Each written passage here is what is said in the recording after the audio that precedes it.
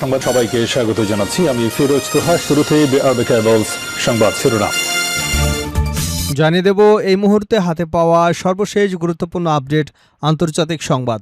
শুরুতেই থাকছে জর্ডান বাহরাইনে মার্কিন নৌ ও বিমান ঘাঁটি গুঁড়িয়ে দিল ইরান।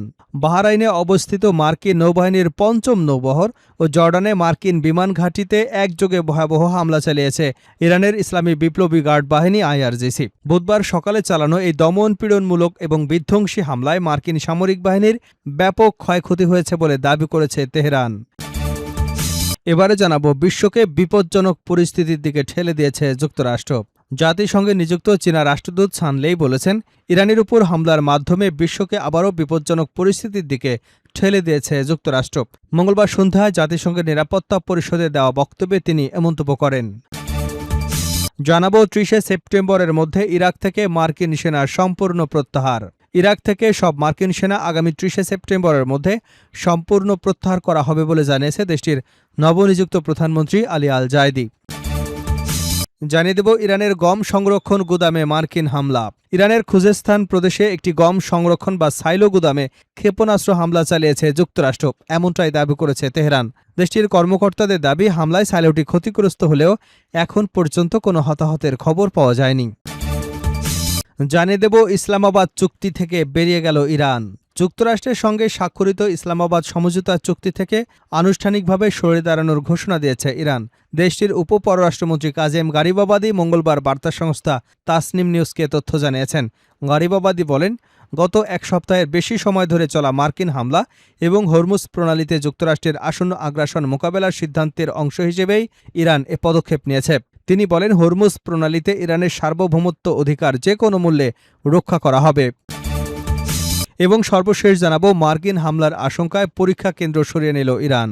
যুক্তরাষ্ট্রের সঙ্গে চলমান যুদ্ধ পরিস্থিতির মধ্যে সংবেদনশীল এবং সামরিক স্থাপনার কাছাকাছি থাকা দেশের সব শিক্ষা বিষয়ক পরীক্ষা কেন্দ্র অপেক্ষাকৃত নিরাপদ এবং দূরবর্তী স্থানে সরিয়ে নেওয়ার ঘোষণা দিয়েছে ইরানের শিক্ষা মন্ত্রণালয়। পরীক্ষার্থীদের সর্বোচ্চ নিরাপত্তা নিশ্চিত করতে এসব কেন্দ্র বিভিন্ন পাবলিক হল, ধর্মীয় উপাসনালয়ে স্থানান্তর করা হয়েছে। এতক্ষণ শুনছিলেন সংবাদ শিরোনাম, এবার থাকছে পুরো সংবাদ। অনুরোধ থাকবে এই ভিডিওতে একটি লাইক দিন, কমেন্টস করে জানিয়ে দিন এই ভিডিওটি আপনি কোন জেলা থেকে দেখছেন এবং শুনছেন। জর্ডান বাহরাইনে মার্কিন নৌ এবং বিমান ঘাঁটি গুঁড়িয়ে দিল ইরান। বাহরাইনে অবস্থিত মার্কিন নৌবাহিনীর পঞ্চম নৌবহর এবং জর্ডানে মার্কিন বিমান ঘাঁটিতে একযোগে ভয়াবহ হামলা চালিয়েছে ইরানের ইসলামী বিপ্লবী গার্ড বাহিনী। বুধবার সকালে চালানো এই দমনপীড়ক ও বিধ্বংসী হামলায় মার্কিন সামরিক বাহিনীর ব্যাপক ক্ষয়ক্ষতি হয়েছে বলে দাবি করেছে তেহরান।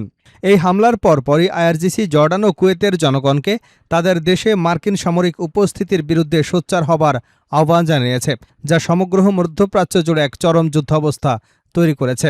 ইরানের বিপ্লবী গার্ড বাহিনীর দাবি অনুযায়ী বুধবার সকালে বাহরাইনে মার্কিন পঞ্চম নৌবহরের ঘাঁটিতে এক শক্তিশালী হামলা চালানো হয়। এতে ওই ঘাঁটির প্রধান command and control centre, naval support management centre, বিশাল সামরিক গুদাম এবং জ্বালানি ট্যাঙ্কগুলো সম্পূর্ণ ধ্বংস হয়ে গেছে।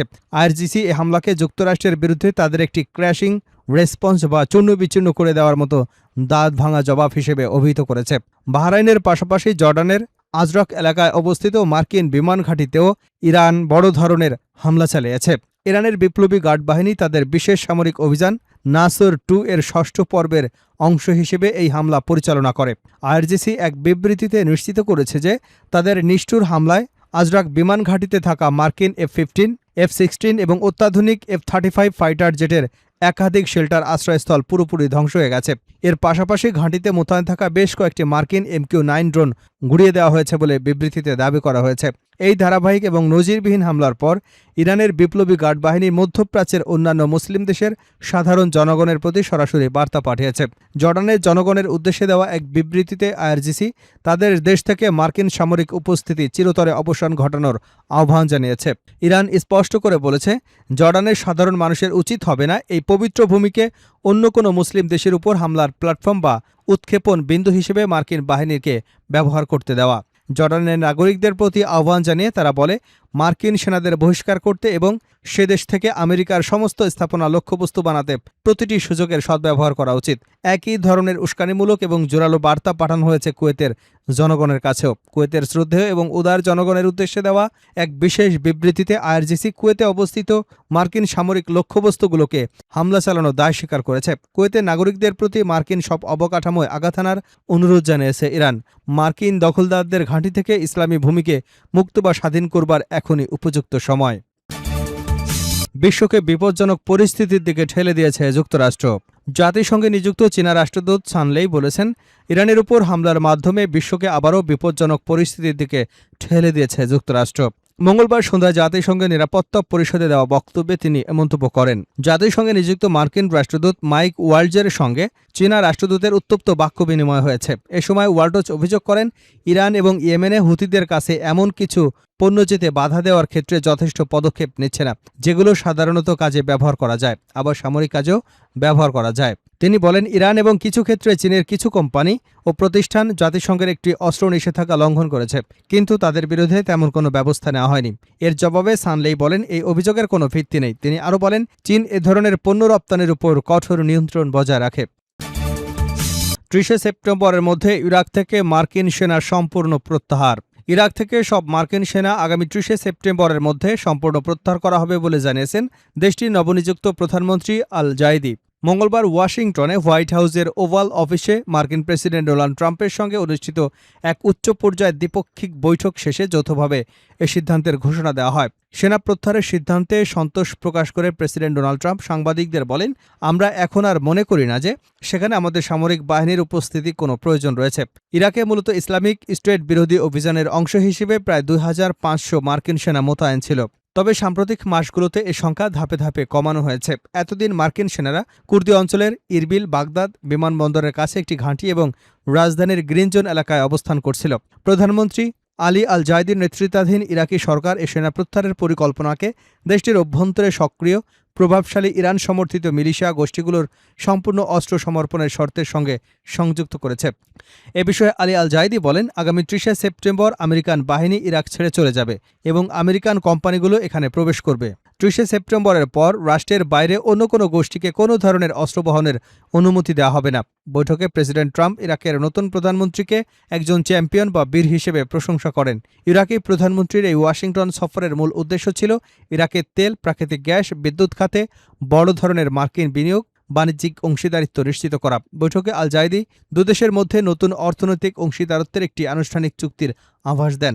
প্রেসিডেন্ট ট্রাম্প বলেন, ইরাকের বিপুল তেল সম্পদের কারণে দেশটির সম্ভাবনা অনেক বেশি। তিনি বলেন, আমরা অনেক চুক্তি করতে যাচ্ছি, উভয় দেশের জন্য প্রচুর কর্মসংস্থান সৃষ্টি করব এবং বিপুল পরিমাণ তেল উত্তোলন করব।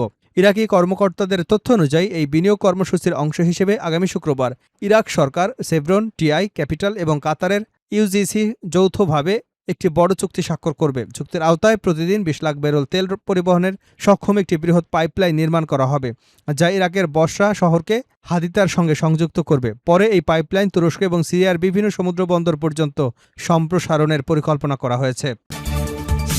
ইরানের গম সংরক্ষণ গুদামে মার্কিন হামলা। ইরানের খুজেস্তান প্রদেশের একটি গম সংরক্ষণ সাইলো বা গুদামে ক্ষেপণাস্ত্র হামলা চালিয়েছে যুক্তরাষ্ট্র, এমনটাই দাবি করেছে তেহরান। দেশটির কর্মকর্তাদের দাবি, হামলায় সাইলোটি ক্ষতিগ্রস্ত হলেও এখন পর্যন্ত কোনো হতাহতের খবর পাওয়া যায়নি। দেশটির আধা সরকারি সংবাদ সংস্থা ফার্স নিউজকে দেওয়া এক সাক্ষাৎকারে খুজেস্তান প্রদেশের উপগভর্নর এ তথ্য নিশ্চিত করেছেন। তিনি বলেন, মঙ্গলবার রাতে যুক্তরাষ্ট্রের ছোড়া একটি প্রজেক্টাইল গম সংরক্ষণকারে আঘাত হানে। হামলার পর জরুরি সেবা সংস্থা এবং স্থানীয় প্রশাসনের সদস্যরা দ্রুত ঘটনাস্থলে পৌঁছে পরিস্থিতি নিয়ন্ত্রণে আনেন। উপগভর্নর জানান, প্রাথমিক তথ্য অনুযায়ী হামলায় শুধু অবকাঠামোগত ক্ষতি হয়েছে, এতে কোনো প্রাণহানির ঘটনা ঘটেনি। ক্ষয়ক্ষতির পূর্ণাঙ্গ হিসাব এখনও প্রস্তুত করা হচ্ছে। সাম্প্রতিক সংঘাতে সামরিক স্থাপনার পাশাপাশি খাদ্য এবং অন্যান্য বেসামরিক অবকাঠামো ক্ষতিগ্রস্ত হওয়ার অভিযোগ উঠেছে। গম সংরক্ষণ সাইলোতে হামলার এই দাবি সেই উদ্বেগকে আরও বাড়িয়ে দিয়েছে। তবে ইরানের এই দাবির বিষয়ে যুক্তরাষ্ট্রের পক্ষ থেকে তাৎক্ষণিকভাবে কোনো আনুষ্ঠানিক মন্তব্য পাওয়া যায়নি। ফলে হামলার প্রকৃত এবং ঘটনার বিস্তারিত তথ্য স্বাধীনভাবে যাচাই করা সম্ভব হয়নি।